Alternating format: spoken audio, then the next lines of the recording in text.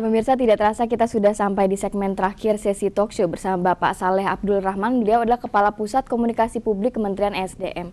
Pak Saleh, ini kita melanjutkan kembali perbincangan, melihat banyak kalangan yang berpendapat bahwa ini sebenarnya momen yang tepat untuk pemerintah menyiapkan strategi di saat harga minyak mentah dunia sedang turun. Iya, betul. Menyiapkan pasokan yang lebih. Kalau dari Kementerian SDM sendiri seperti apa sih, Pak? Jadi memang gini, Mbak. Jadi kan sering kita dengar bahwa ada yang disebut cadangan strategis. Jadi kalau orang bilang kalau sekarang ini kita perang dengan negara lain, itu mungkin 3 sampai seminggu kita sudah habis minyak. Gimana kita mau menerbangkan pesawat? Ini memang menjadi perhatian kita, dan harga minyak murah ini menjadi bagian saat ini pemerintah sedang mempertimbangkan untuk menyediakan cadangan penyangga strategis istilahnya itu. Idealnya mungkin 30 hari. 30 hari. Cadangan penyangga strategis itu, Mbak, jadi dia itu disimpan lalu dikunci. Dia hanya digunakan pada kondisi darurat. Beda dengan cadangan operasional Pertamina. Nah, Pertamina pun kita dorong untuk meningkatkan storage dia sekarang ini di sela-sela harga minyak murah ini. Mestinya juga Pertamina sendiri dan badan usaha kita ini memperbanyak cadangannya, ya kan, untuk ditabung. Karena harga minyak ini kan tidak ada orang yang tahu.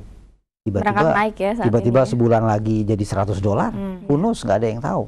Nah, jadi itu yang kita harapkan. Nah, sekarang untuk yang itu tuh dikerjakan oleh DEN sebetulnya. Dewan Energi Nasional itu sekarang ini sedang menyiapkan regulasi tentang berapa jumlah yang kita perlukan cadangan penyangga itu.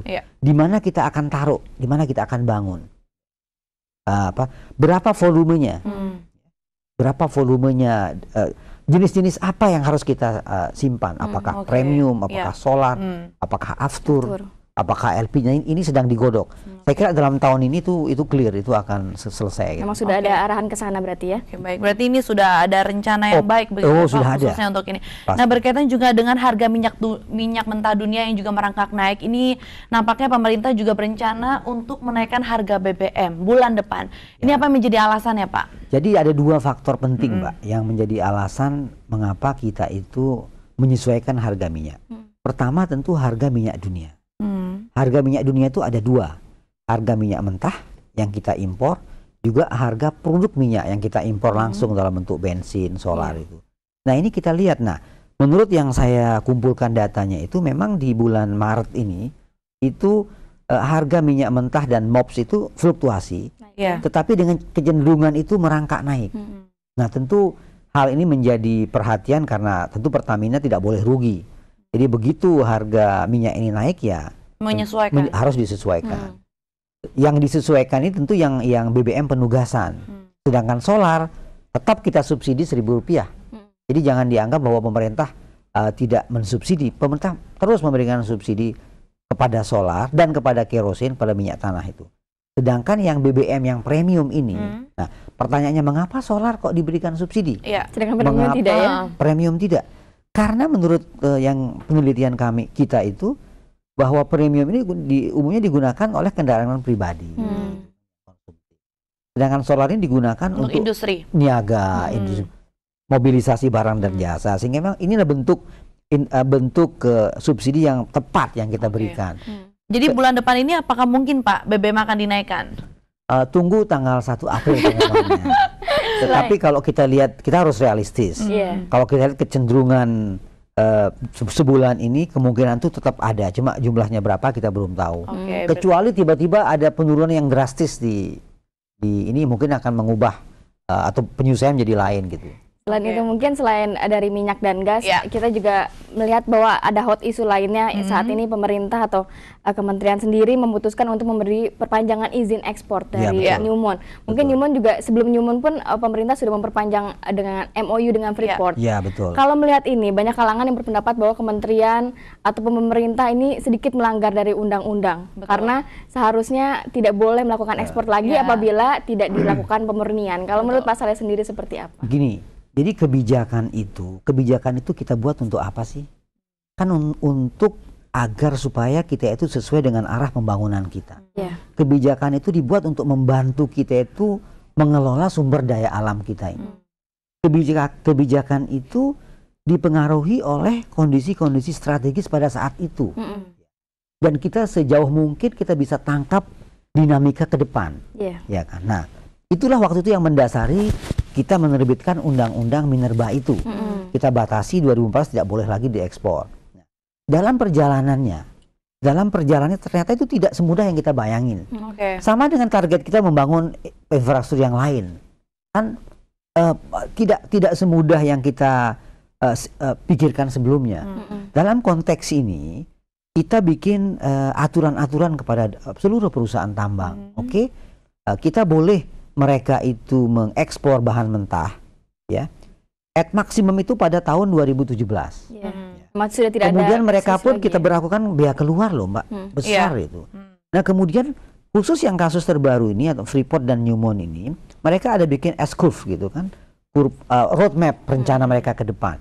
Nah Newmont ini yang kita perpanjang 6 bulan kemarin itu, mereka sudah menunjukkan bukti-bukti yang meyakinkan kita bahwa mereka itu proses pembangunan smelternya dengan Freeport itu sedang berlangsung.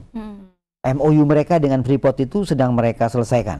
Nah, inilah yang membuat kita itu yakin untuk memperpanjang izin. Karena kalau tidak diperpanjang, bisa dibayangkan dampaknya terhadap pembangunan di Sumbawa, ya kan, terhadap tenaga kerja, terhadap ekonomi daerah. Ini luar biasa. Dan ini juga menjadi bahan pertimbangan ketika kita membuat kebijakan.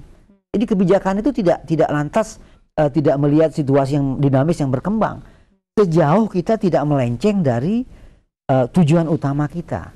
Seperti kita lewat jalan tol mungkin. Kadang-kadang kita perlu ke kiri sedikit kalau ada lubang-lubang kan. Tapi kita tetap akan ke Bandung. Kita kembali lagi ke rel itu. Ya kan? Yang penting program pemerintah berjalan, hilirisasi itu berjalan. Dan kita memberi waktu terakhir itu adalah Januari 2017. Januari 2017. Itulah sebabnya mengapa tiap 6 bulan itu dimonitor, Mbak. Memang sudah ada pengawasan juga dari Kementerian SDM pastinya. Untuk meyakinkan kita bahwa sesuai dengan on track sesuai on track. Ini mungkin yang beda dengan dulu.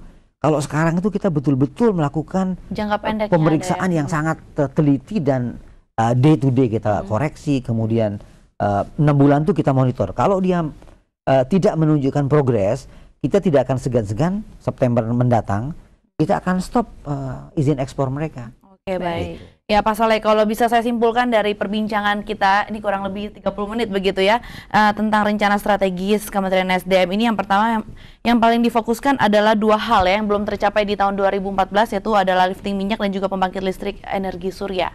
Dan juga kemudian rencana strategis 2015 sampai dengan 2019 ini difokuskan kepada penyediaan energi nasional. Dan juga kemudian untuk pengalihan BBM ke BBG ini akan ada rencana tahun ini 20 SPBG dan juga BBM yang akan dinaikkan bulan depan ini tunggu tanggal mainnya tanggal 1 April ya. Yang biofuel Mbak yang 15%. Ya, biofuel yang 15% ya. Oke, sayang sekali waktu kita terbatas. Terima kasih sekali untuk waktu Anda. Terima kasih Bapak. Pemirsa, demikian perbincangan kami bersama Bapak Saleh Abdurrahman, Kepala Pusat Komunikasi Publik Kementerian SDM, mengenai rencana strategis Kementerian SDM. Ya pemirsa, tetap di tempat Anda, karena setelah jeda berikut kami akan kembali dengan informasi dari dunia ekonomi dan bisnis. Power Breakfast segera kembali.